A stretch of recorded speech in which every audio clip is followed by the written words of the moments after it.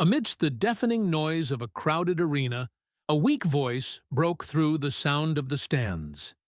Stephen Curry turned around, and what he saw in that instant changed everything. No spotlight could outshine that girl's gaze. What happened afterward? Nobody there would ever forget. It was a hot afternoon in Oakland, California. The sun was lazily draped over the rooftops, tinting the streets with golden reflections that seemed to melt into the asphalt. The air smelled of street food and hope, that hope that always accompanies charity events. In the gymnasium of the Curry Family Foundation, hundreds of people gathered. Children ran with basketballs, volunteers distributed meals, and laughter echoed through the corridors. In the center of it all was Stephen Curry, the star, the leader, the man everyone expected to see. But at that moment, he was not wearing the Warriors uniform. He wore a simple t-shirt, a backwards cap, and a smile that seemed to illuminate everything around him. For the fans, he was an idol. For many there, a hero. But for himself, merely a servant. A man trying to follow the footsteps of the faith that had guided him since childhood.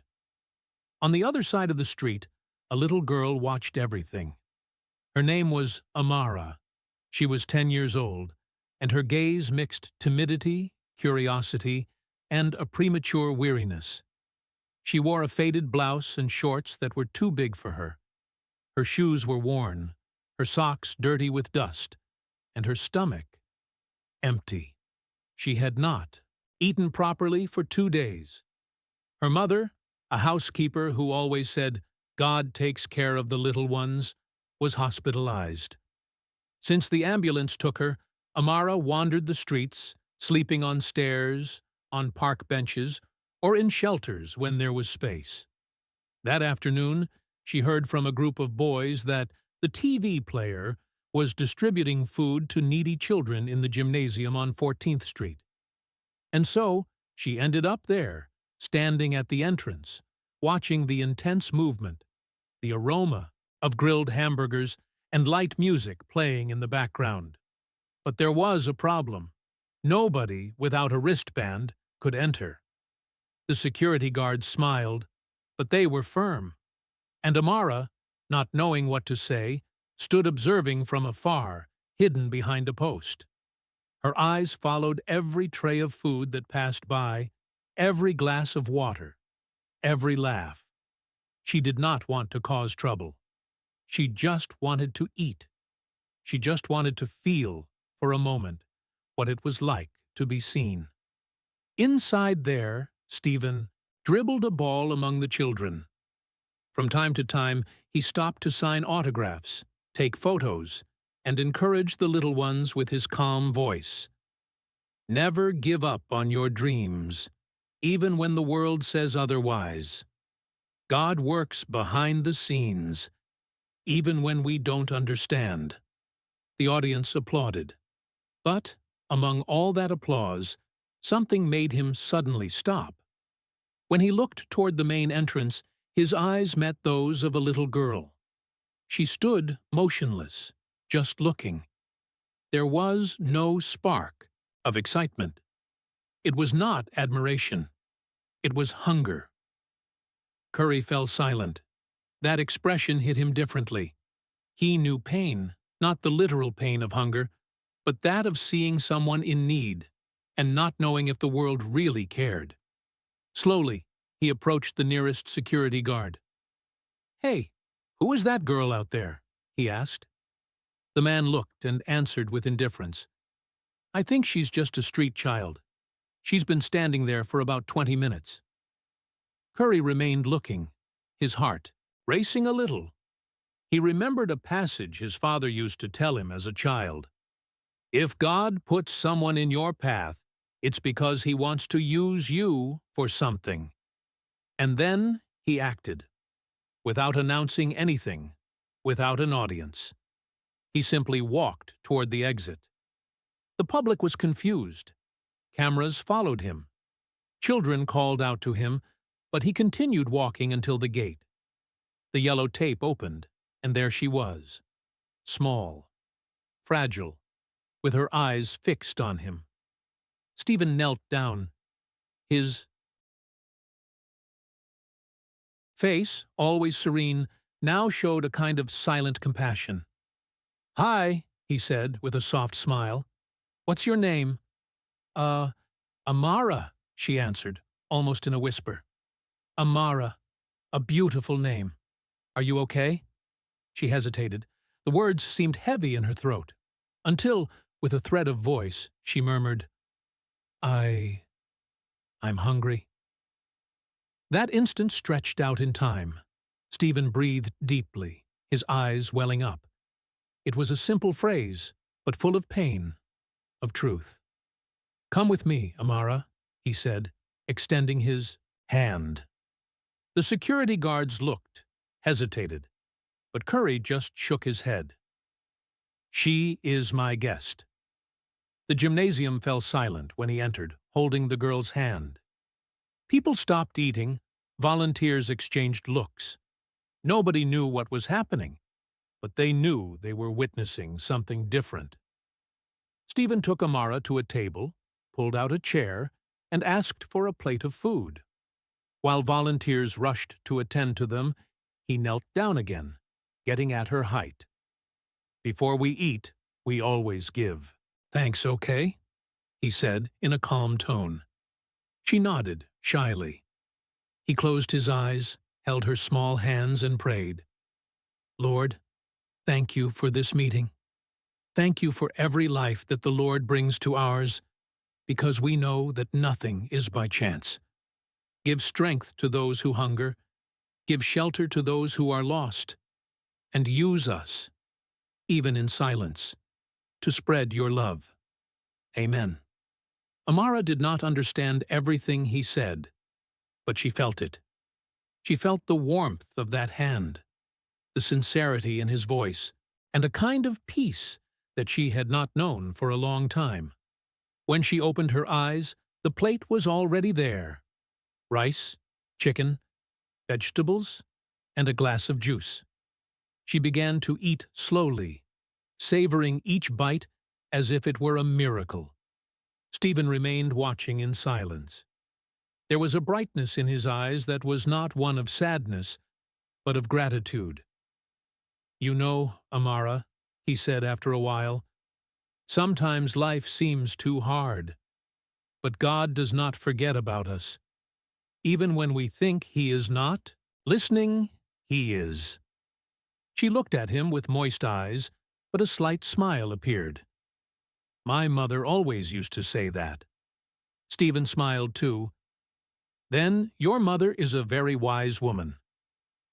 While she finished eating, volunteers discreetly prepared a bag with food and clothing. But Stephen made a point of staying there, chatting. He asked about school, about what she wanted to be when she grew up. "A basketball player," she answered, shyly. He laughed. "Really? Then I think you came to the right place." When she finished the meal, Amara wiped her mouth with a napkin and looked at him with a gaze that mixed shyness and confidence. "Thank you, Mr. Curry." He leaned in and answered with kindness, "Call me Stephen, and promise me something." "What?" "Never forget. You are important. God sees you, and He loves you very much." Tears ran silently down her cheeks. Stephen wiped one away with his thumb, and for an instant it seemed as if the world outside had stopped. At the top of the gymnasium, the ivy light of dusk entered through the windows, bathing the two of them in a soft glow. It was not a scene from a movie. It was real, simple, human. Before leaving, Stephen called one of the organizers and spoke quietly, almost whispering, "I want her to come back tomorrow. And if possible, find her mother. Take care of that." The man nodded, moved. Amara stood up, still holding a piece of bread. Stephen accompanied her to the door and bent down again. I'll see you tomorrow, okay? Okay, she answered with a shy smile. And so, under the orange sky of California, a homeless child was reminded that kindness still existed in the world, and a man, surrounded by fame and success, proved that true greatness does not lie in what you have, but in what you give. That afternoon, there were no official cameras, no grand speeches, but everyone who saw it knew something sacred had happened there, something that no trophy, no victory could ever surpass. The sun disappeared over the horizon, and the crowd began to disperse. But inside Amara's heart, a small, new flame began to shine. And inside Stephen's heart, a soft voice echoed, "Continue. There is still much to do." The following morning, the sun had barely risen over Oakland, but the gymnasium of the Curry Family Foundation was already moving. Trucks were unloading boxes, volunteers were organizing tables, and the smell of freshly made pancakes filled the air. It was just another event day, but for Stephen Curry, that would not be just another day. He arrived early, long before the press. He had driven alone, without bodyguards, with his cap pulled over his face and a bottle of coffee in his hand. The night before, he had barely been able to sleep. That small voice still echoed in his mind. "I'm hungry." It was not just the phrase, it was the gaze. A gaze he had seen before, in the streets, in shelters, in reports. But this time, it had happened right in front of him, and he knew he could not simply move on. When he entered the gymnasium, he was greeted by Marcus, the coordinator of the foundation, a tall man with a gentle voice and an enormous heart. "Good morning, Steph. Did you sleep well?" he asked. "Barely," he answered, placing the coffee on the table. "Marcus, did you find out anything about the girl from yesterday?" Marcus picked up a tablet and showed some notes. "Her name is Amara Daniels, 10 years old. Her mother, Lydia, is hospitalized at St. Joseph Hospital. She was admitted 2 weeks ago because of severe pneumonia. No registered father." Stephen closed his eyes for a moment. "And her? She's been in the municipal shelter since yesterday evening. When the event ended, the social worker came to pick her up." He breathed deeply, supporting his hands on the counter. "I want to see her again." Marcus observed him in silence. He knew that look. It was the same look Stephen had before making decisions that changed lives, both on and off the court. Several hours later, the gymnasium was full again. Children played, photographers arrived, and reporters prepared to record just another day of solidarity. But Curry was distracted. With every laugh he heard, every snack distributed, he thought of Amara. In the middle of the morning, when he finally saw the social worker's car park, his heart jumped. The door opened, and there she was, in the same clothes as the day before, but with her hair combed and a shy smile. When she saw him, her eyes lit up. "Stephen!" she shouted, running toward him. He bent down immediately, opening his arms. "Hey, Amara! It's good to see you!" She hugged him tightly, like someone reuniting with an old friend. For a moment, the entire gymnasium seemed to disappear. It was just him and that girl, and the simple, pure feeling of care. After she sat down, volunteers brought breakfast: pancakes, fruit, orange juice. But Stephen was more interested in listening to her than in feeding her. "How are you? Did you sleep well?" he asked. "I slept. In a shelter. It's a big place, lots of beds. But I don't like it very much. It's loud." "I understand. And your mother, do you remember her?" "She's in the hospital. The lady said she'll get better." Her voice was light, but there was hidden sadness. Stephen noticed. "Do you want to visit her?" he asked carefully. She nodded. "I do. But they said I need permission." In that instant, something within him solidified. It was not just charity, it was purpose. He stood up, looked at Marcus, and said firmly, "Let's go to the hospital." Marcus blinked, surprised. "Now! Now!" The team tried to argue. There were commitments, interviews, the event schedule. But Stephen just smiled and answered, "Nothing is more important than this."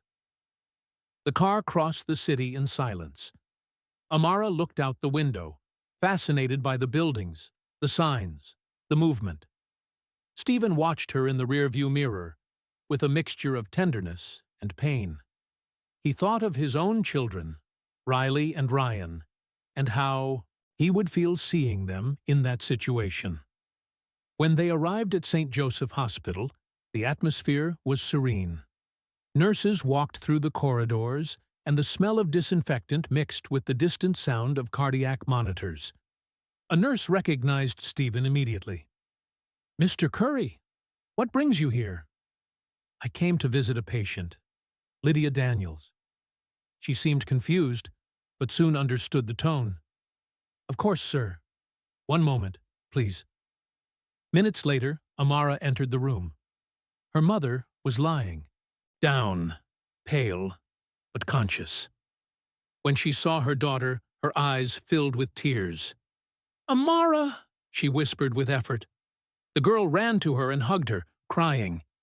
Stephen stood at the door, discreetly, respecting the moment. For a time, nobody said anything. Only the soft sound of both of their breathing filled the room. When Lydia realized who was there, she put her hand to her mouth, surprised. "You are the player?" He smiled, waving with humility. "Just a friend." She tried to thank him, but he interrupted gently. "You don't need to say anything. Just rest. Your daughter is safe." For a few minutes, Stephen sat beside the bed, listening to the woman's story. Lydia had moved to Oakland 5 years ago, fleeing from an abusive relationship.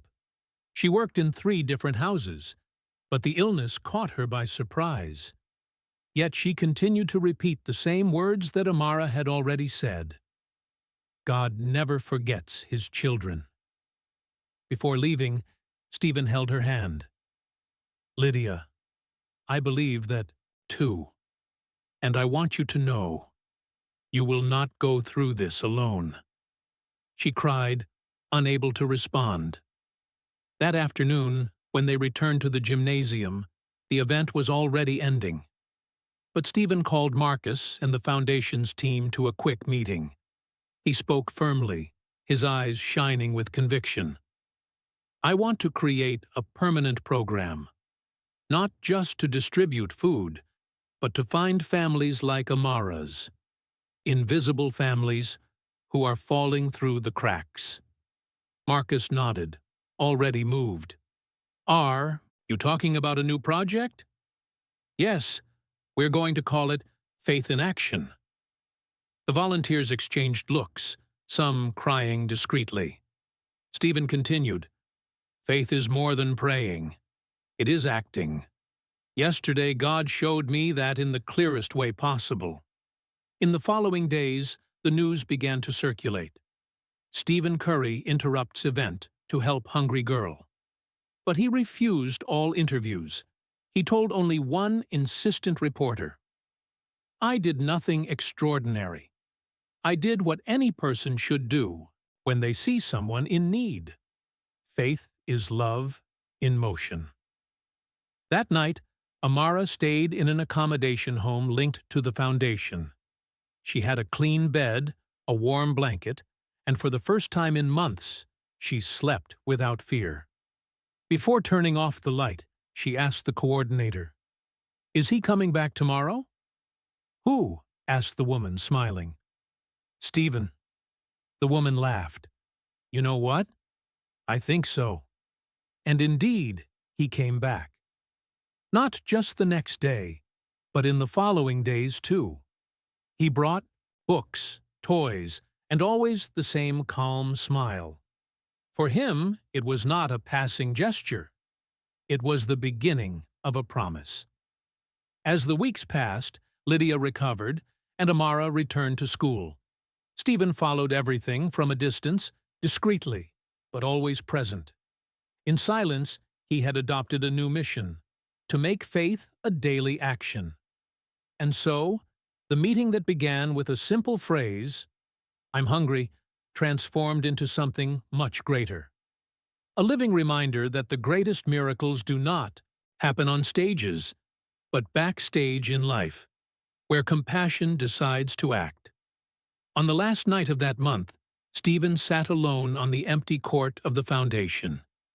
He looked at the ceiling and murmured a short prayer. "Thank you, Lord, for letting me see." Outside, the city lights flickered like stars, and the distant sound of children echoed. It was the sound of a beginning, of a story that was just being born. The silence that followed dinner seemed sacred. The children were sleeping. The pots were washed, and the soft glow of the kitchen lights mixed with the aroma of fresh bread and cinnamon.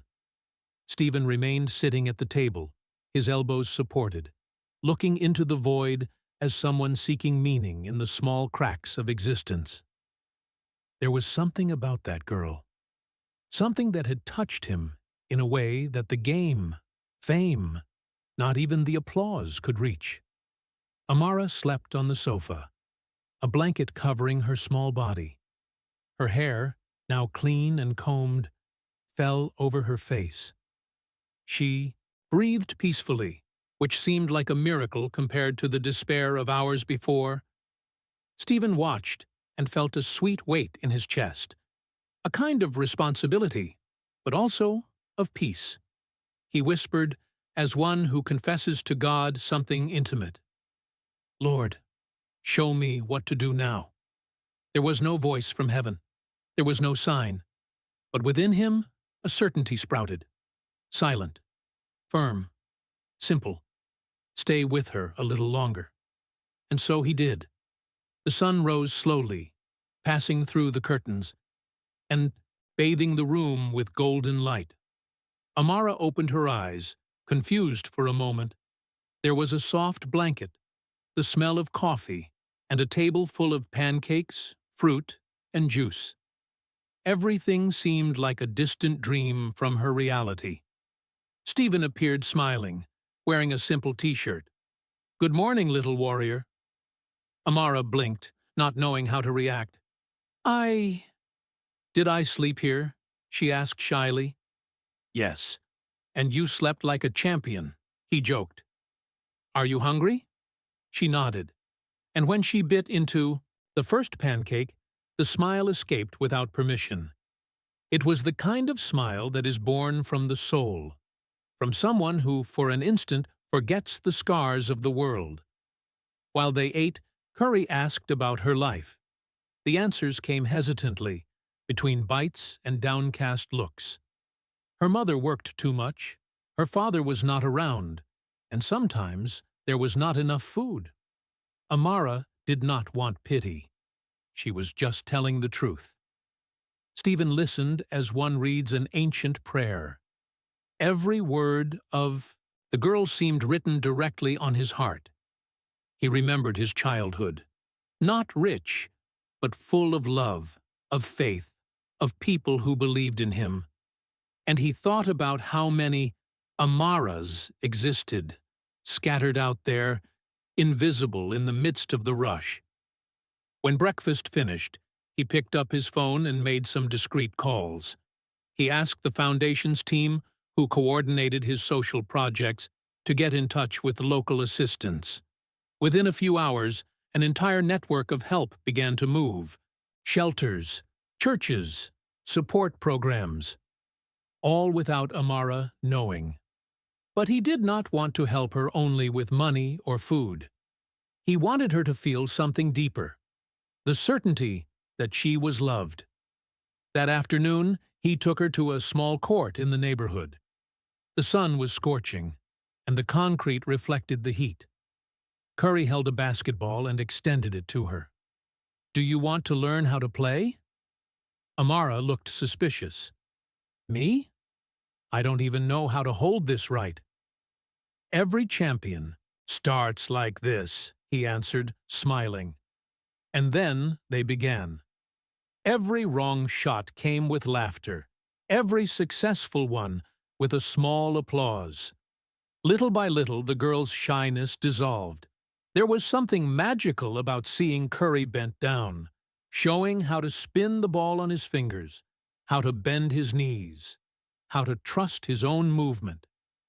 "The secret," he said, "is to believe before you see the result." It's that way with basketball. It's that way with life. These words kept echoing in Phoebe, her head like a melody. As the afternoon fell, they sat in the empty bleachers. The sky was painted in orange and purple.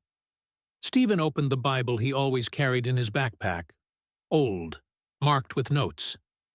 "Have you ever read this?" he asked. "Never," answered Amara.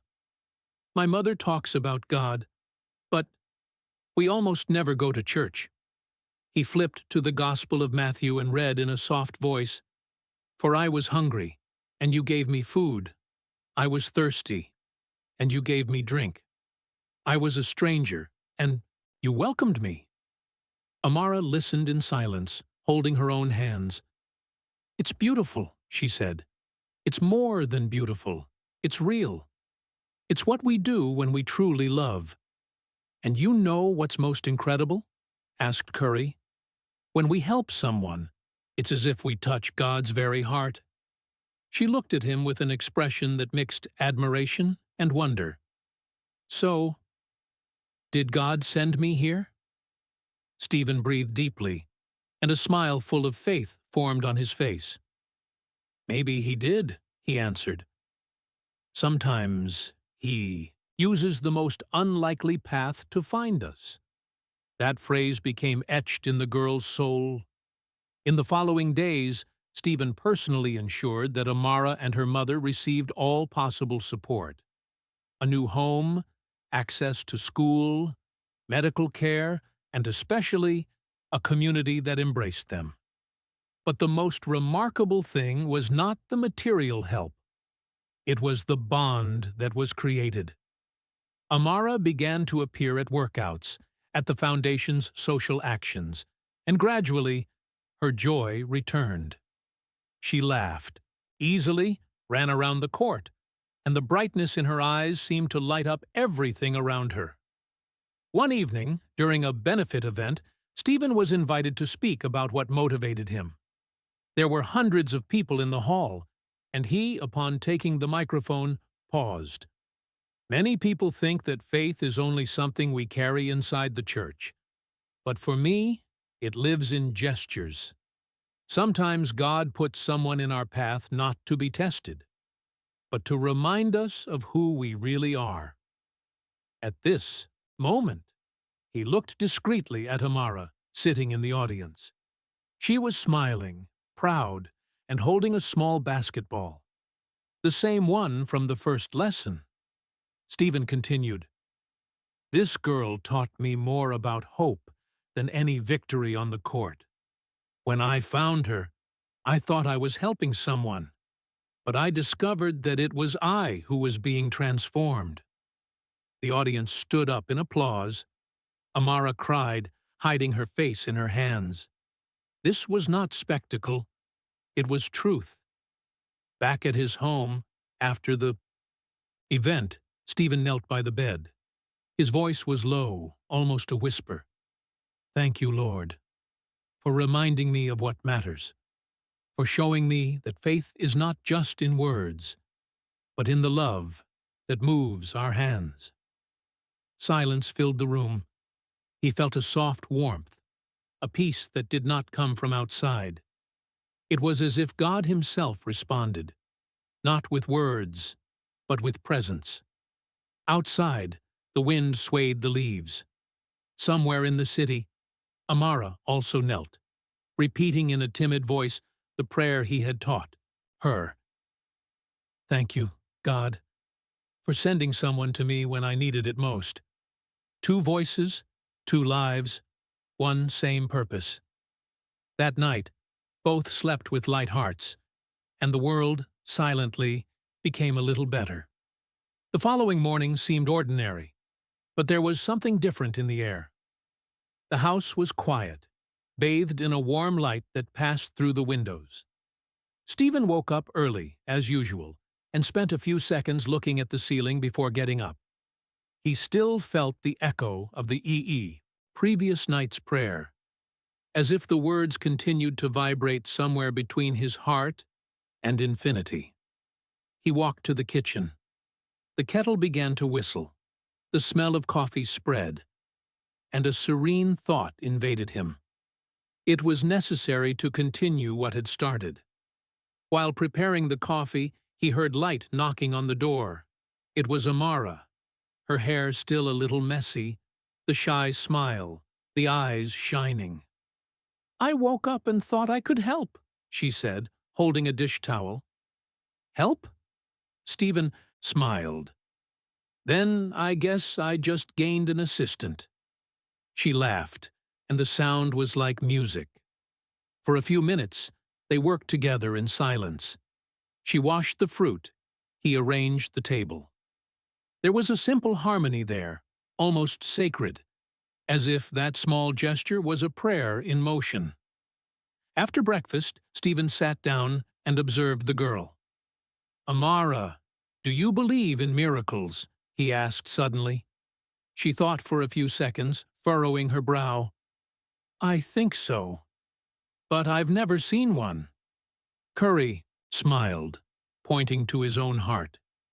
"Sometimes the miracle is right here inside. It's not something we see. It's something that happens when love changes the way we see the world." Amara fell silent, absorbing those words. Perhaps she did not understand everything at that moment, but something inside her ignited. The following days were filled with small routines that, gradually, transformed into deep bonds. Stephen took her to school, and in the afternoon, they returned to the court to practice. The girl was not good with the ball. She still missed almost every shot, but each attempt was accompanied by a sincere laugh. "Do you know what the secret of the best players is?" asked Curry, while the ball bounced on the ground. "Training a lot," she answered. "That too. But the real secret is to keep believing even when nothing seems to be working." She looked at him, not realizing that those words spoke much more about life than about the game. Gradually, Amara changed. She no longer spoke with fear, nor with shame. Her gaze, once dim, now had brightness. The presence of Stephen strengthened her, but he knew that the goal was not for her to depend on him, but for her to learn to walk alone. One afternoon, he took her to a small local church. The place was simple: wooden benches, old stained glass windows, smell of incense and lit candles. Amara looked around, fascinated. "It's beautiful," she said, whispering. "Here is where I remember who I am," answered Stephen. They sat together in the front bench. For a few minutes, they were silent. Curry closed his eyes and began to pray quietly, giving thanks. Amara watched, curious. She did not know exactly what he was saying, but she could feel something different in the air, a peace that seemed to embrace. When they left, the sun was setting. "Do you always pray like this?" she asked. "Every day," he answered. "Not because I need to ask for things, but because I need to give thanks." On Friday morning, Stephen received a call. His foundation's team had confirmed that Amara and her mother had a new home, guaranteed school, and continued support. It was the news he expected, but his heart sank. He knew that the moment of goodbye was near. That night, he took Amara to the terrace, where the city stretched out in lights and distant sounds. "Amara," he began, "you know that a lot of things are going to change now." She looked at him, with a mix of fear and understanding.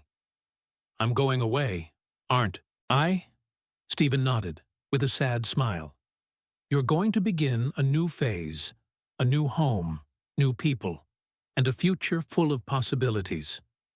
Amara looked down. "But, and you?" He breathed deeply. "I'm going to keep playing, helping, living the mission that God gave me, and I'm always going to be rooting for you." There was a long silence. Then the girl took a step forward and hugged him. A tight, sincere hug, full of everything that did not fit in words.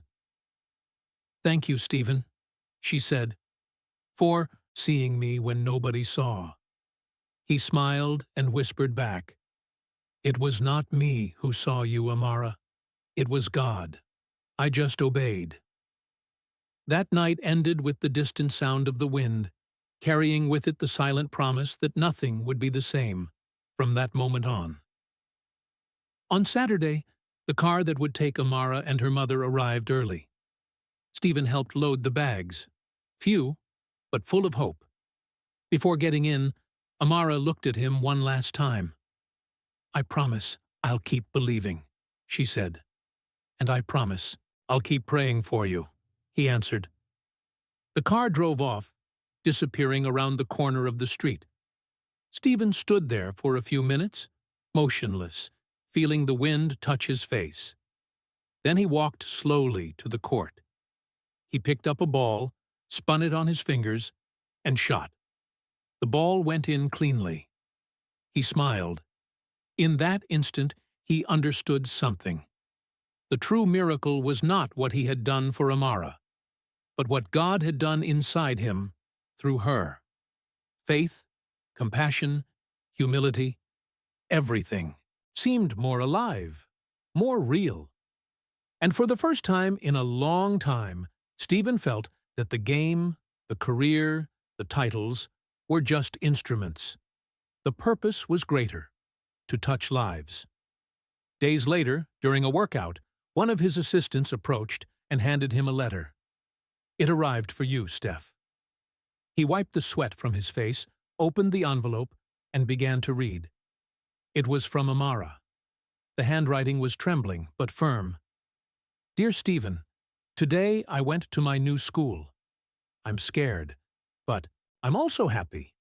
When I get nervous, I remember what you said. Believe before you see the result.